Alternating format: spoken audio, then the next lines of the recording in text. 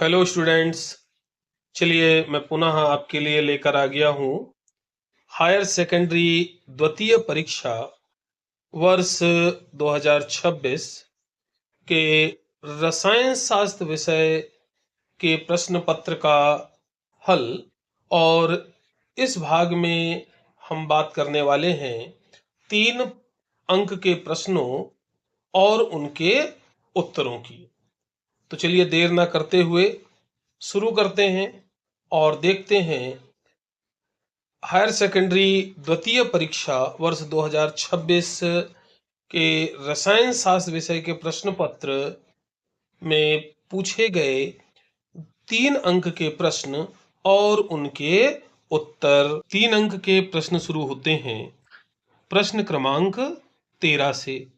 और प्रश्न क्रमांक 13 में पूछा गया था, निम्नलिखित संकुलों द्वारा प्रदर्शित समावयवता का प्रकार बतलाइए। इसमें केवल आपको समावयवता का प्रकार बताना था।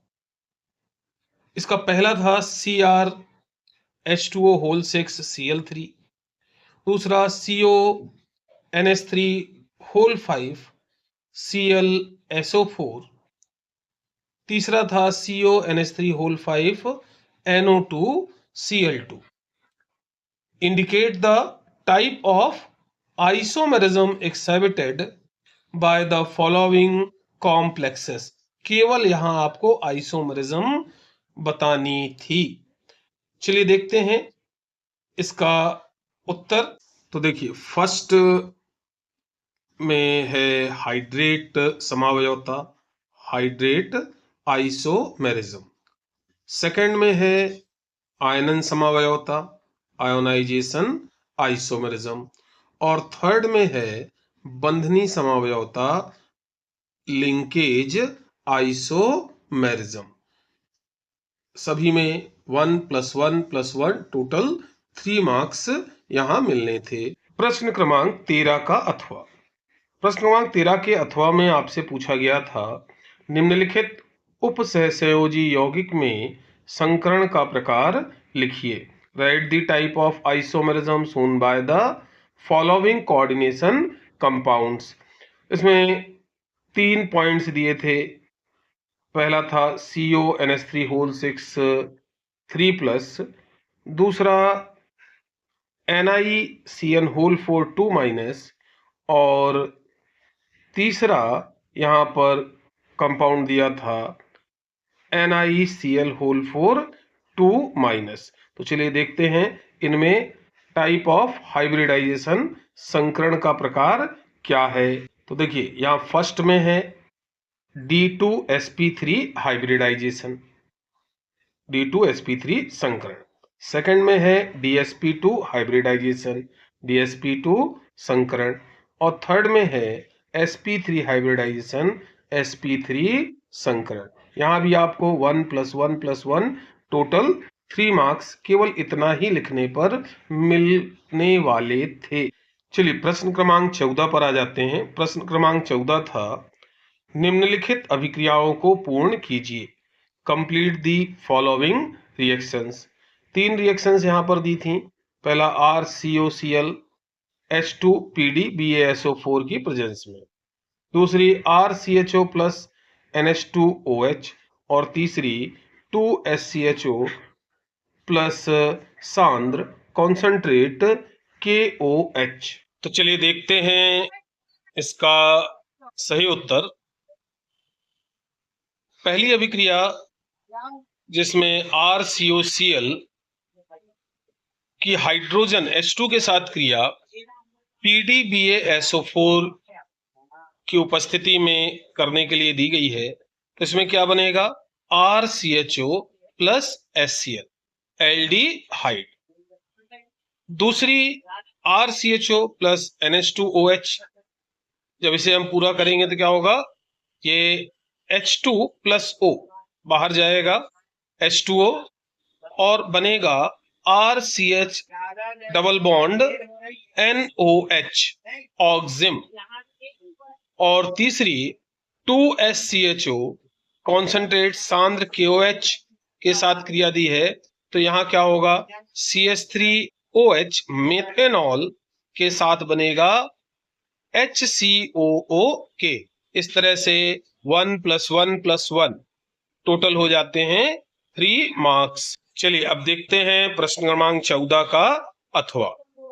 इसमें भी वही था, निम्नलिखित अभिक्रियाओं को पूर्ण कीजिए, कंप्लीट दी फॉलोइंग रिएक्शंस। पहला था ये C6H5CONH2 H3O+ की उपस्थिति में गर्म करना है। RCHO ZnHg के साथ HCl अपचायक लेना है, ठीक है। ZnHg HCl रिड्यूसिंग एजेंट है यहाँ पर। और तीसरी थी C6H5CH3 के साथ KMnO4 और KOH के साथ गर्म करना है। तो चलिए देखते हैं इसका मॉडल आंसर क्या रहेगा। तो देखिए प्रश्न क्रमांक 14 के अथवा का जो पहला प्रश्न है उसका सही उत्तर इस प्रकार होगा, C6H5CONH2 को जब हम H3O+ के साथ गर्म करेंगे तो C6H5COOH बनेगा और अमोनिया NH3 बाहर जाएगी। दूसरा, RCHO को जब हम रिड्यूसिंग एजेंट अपचायक ZnHg और HCl के साथ अभिकृत कराएंगे तो RCH3 बनेगा और H2O बाहर जाएगा अर्थात एल्केन बनेगा। और तीसरी अभिक्रिया जिसमें C6H5CH3 टोलुइन को गर्म करना था KMnO4 और KOH के मिश्रण के साथ, तो यहां पर बनेगा C6H5COOH बेंजोइक अम्ल बनेगा। इस प्रकार यहां भी 1 + 1 + 1 कुल हो जाते हैं 3 मार्क्स। प्रश्न क्रमांक 15। तो चलिए सबसे पहले देखते हैं प्रश्न क्रमांक 15 का मुख्य प्रश्न। इसमें पहला प्रश्न पूछा गया था, रेशेदार तथा गोलिकाकार प्रोटीन को एक मुद्दे में विभेदित कीजिए व एक उदाहरण सहित लिखिए। यह 2 अंक का था। और दूसरा था, अपचायी शर्करा को उदाहरण सहित परिभाषित कीजिए। यह 1 अंक का प्रश्न था। Differentiate any one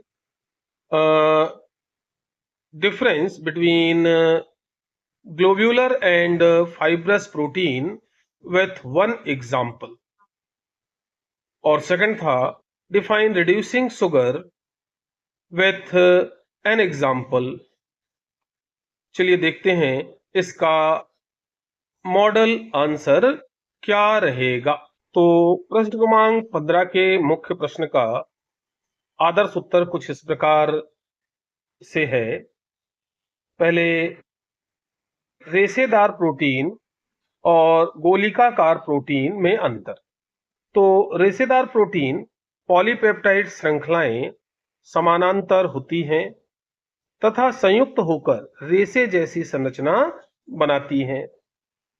गोलिकाकार protein polypeptide श्रृंखलाएं कुंडली बनाकर गोलाकृति प्राप्त कर लेती हैं।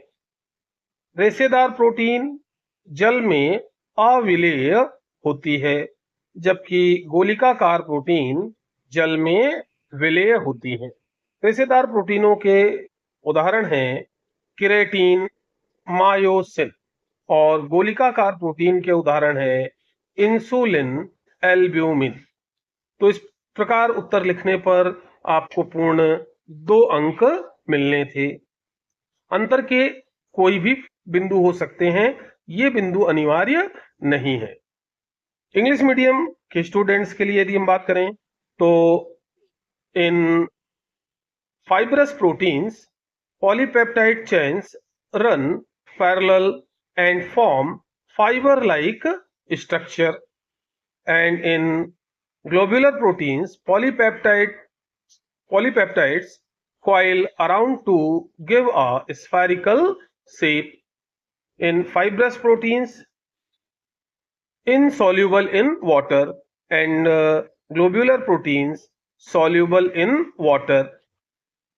Examples are keratin, myosin, and in globular protein examples are insulin, albumin.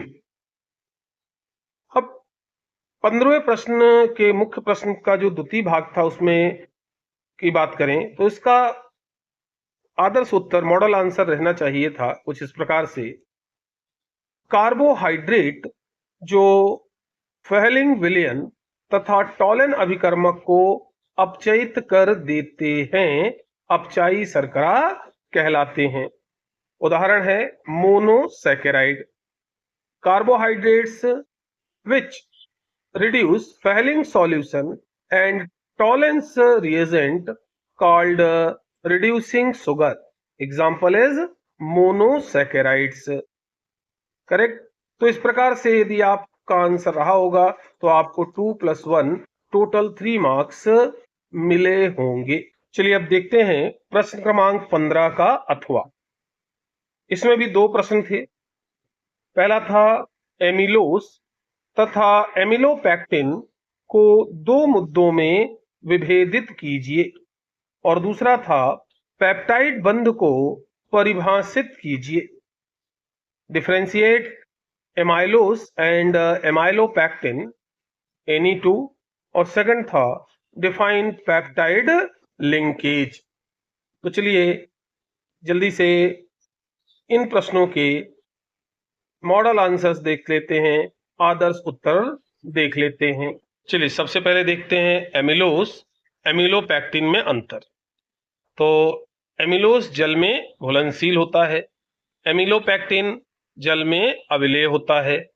एमिलोस starch का 15 से 20% भाग निर्मित करता है, जबकि एमिलोपैक्टिन स्टार्च का 80 से 85% भाग बनाता है। अब इसके द्वितीय भाग के प्रश्न पर आते हैं, इसमें पेप्टाइड आबंध की परिभाषा पूछी गई है। तो उसे हम कुछ इस प्रकार लिख सकते हैं, दो एक जैसे अथवा भिन्न एमिनो अम्लों के अणुओं के मध्य अभिक्रिया एक अणु के एमिनो समूह तथा दूसरे अणु के कार्बोक्सिल समूह के मध्य संयोग से बने आबंध को पेप्टाइड बंध कहते हैं। और यदि इंग्लिश मीडियम के स्टूडेंट्स की बात करें तो उनके लिए एमाइलोस soluble in water, amylopectin insoluble in water. Amylose, it constitutes about 15 to 20% of starch, and amylopectin, it constitutes about 80 to 85% of starch. और इसके सेकेंड पार्ट के क्वेश्चन के आंसर की बात करें तो कुछ इस प्रकार लिखेंगे, the reaction between two molecules of similar or different amino acids produced proceeds through combination of amino group of one molecule with carboxyl group of other molecule form a bond called peptide bond. तो इस प्रकार यदि आपने answer लिखा होगा तो आपको निश्चित तौर पर 2+1 3 मार्क्स यहाँ पर प्रदान किए गए होंगे। चलिए अब देख लेते हैं प्रश्न क्रमांक 16 का मुख्य प्रश्न और उसका आदर्श उत्तर। तो प्रश्न क्रमांक 16 में पूछा गया था 298 केल्विन पर 0.20 m KCl विलयन की चालकता 0.0248 सीमेंस सेंटीमीटर इनवर्स है, इसकी मोलर चालकता का परिकलन कीजिए। The conductivity of 0.20 m solution of KCl at 298 Kelvin is 0.0248 siemens centimetre inverse. Calculate molar conductivity. तो चलिए सबसे पहले इस प्रश्न का आदर्श उत्तर जानते हैं। तो देखिए 3 अंक में बहुत ही आसान प्रश्न पूछा गया था। सबसे पहले हम फॉर्मूले की बात करें तो lambda m is equal to kappa into 1000 upon cm। तो मोलर चालकता, मोलर कंडक्टिविटी, यहां पर आपको स्पेसिफिक कंडक्टिविटी कप्पा गिवन है, दिया हुआ है 0.0248 और कंसंट्रेशन मोलैरिटी भी सॉल्यूशन की आपको दी हुई है 0.20। तो बस आपको फॉर्मूले में कप्पा और कंसंट्रेशन 0.020 रख करके सॉल्व करना था। तो ये आपका आंसर आना था यहां पर 124.0 siemens centimetre square mole inverse. और प्रश्न क्रमांक 16 के अथवा में पूछा गया प्रश्न था, डेनियल सेल के लिए मानक सेल विभव 1.1 वोल्ट है। निम्नलिखित अभिक्रिया के लिए मानक गिब्स ऊर्जा का परिकलन कीजिए। और अभिक्रिया दी हुई थी, the standard electrode potential for Daniell cell is 1.1 volt. Calculate the standard Gibbs energy for following reaction. और ये रिएक्शन यहां पर आपको दी हुई थी। इसके लिए आपको स्टैंडर्ड गिब्स एनर्जी कैलकुलेट करने के लिए यहां पर बोला गया है। चलिए देखते हैं जल्दी से इसका आदर्श उत्तर। तो देखिए यह भी बहुत ही सरल सा प्रश्न था। तो सबसे पहले हम फॉर्मूले की बात करें, सूत्र की, तो ये हो जाएगा हमारा del G is equal to minus n F E nought. यहाँ डेनियल सेल के लिए नंबर ऑफ इलेक्ट्रॉन्स चेंज कितने होते हैं? 2, तो एन की वैल्यू होगी 2। फैराडेज कांस्टेंट की वैल्यू होती है 96,487 कूलाम पर सेकेंड। यदि आपने 96,500 लेके सॉल्व किया है तो भी आपका आंसर सही रहने वाला है, ये भी ध्यान रखिए। ई नॉट वैल्यू यहां पर गिवन है 1.1 वोल्ट। तो बस यहां पर तीनों वैल्यूज पुट करके और केवल मल्टीप्लाई करके आपको आंसर लिखना था। जो आंसर होना था -212.27 किलो जूल मोल इनवर्स। यदि आपने बस इतना किया होगा तो आपको निश्चित तौर पर पूर्ण 3 अंक मिलने वाले हैं और मिल गए होंगे। तो स्टूडेंट्स, आज के इस अंक में आपने जाने मध्य प्रदेश बोर्ड के हायर सेकेंडरी द्वितीय परीक्षा वर्ष 2026 के रसायन शास्त्र विषय के प्रश्न पत्र के 3 अंक के प्रश्न और उनके उत्तरों को, इस अंक को यहीं समाप्त करते हैं। अगले अंक में पुनः मिलेंगे 4 अंक के प्रश्नों और उनके आदर्श उत्तरों के साथ। मिलते हैं अगले वीडियो में।